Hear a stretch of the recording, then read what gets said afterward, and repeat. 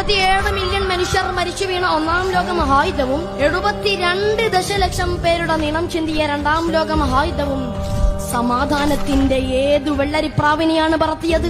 യുദ്ധം സമാധാനമുണ്ടാക്കുകയല്ല, മറിച്ച് മാനവകുലത്തിന്റെയും പ്രകൃതിയുടെയും സന്തുലിതാവസ്ഥക്കും സ്വസ്ഥതക്കും ഭംഗം വരുത്തുകയാണ് ചെയ്യുന്നത്. പാവപ്പെട്ട ഗസയുടെ തെരുവീഥികളിലേക്ക് ഞാനും നിങ്ങളും ഒന്ന് കണ്ണോടിക്കുമ്പോൾ എത്ര പിഞ്ചോമനകളാണ് ഒരു നിമിഷവും വെട്ടിണ്ടകൾക്കിരയാവുന്നത്. വൃത്തിയടയുന്നവരുടെ അക്കക്കണക്കുകൾക്കപ്പുറം അംഗവിച്ഛേദം സംഭവിച്ച ആയിരങ്ങളുടെ ആർത്തനാദങ്ങൾ ആരെങ്കിലും അറിയുന്നുണ്ടോ? നിലംപരിശായ ഭവനങ്ങളിൽ നിന്നും പ്രാണരക്ഷാർത്ഥം അഭയാർത്ഥി ക്യാമ്പുകളിലെത്തി നരകതുല്യമായ ജീവിതം നയിക്കുന്നവർ, അന്നവും അറിവും മുറിവിനുള്ള മരുന്ന് നിഷേധിക്കപ്പെട്ട് തെരുവിലലയുന്ന ബാല്യകുമാരങ്ങൾ. മനുഷ്യ മനസ്സുകളിൽ പരിവർത്തനത്തിന്റെ ഗീതം മുഴക്കേണ്ടത് യുദ്ധത്തിലൂടെയല്ല, സാമൂഹ്യ തിന്മകളുടെ വിഭാടനത്തിന് സംഘർഷമല്ല പരിഹാരം.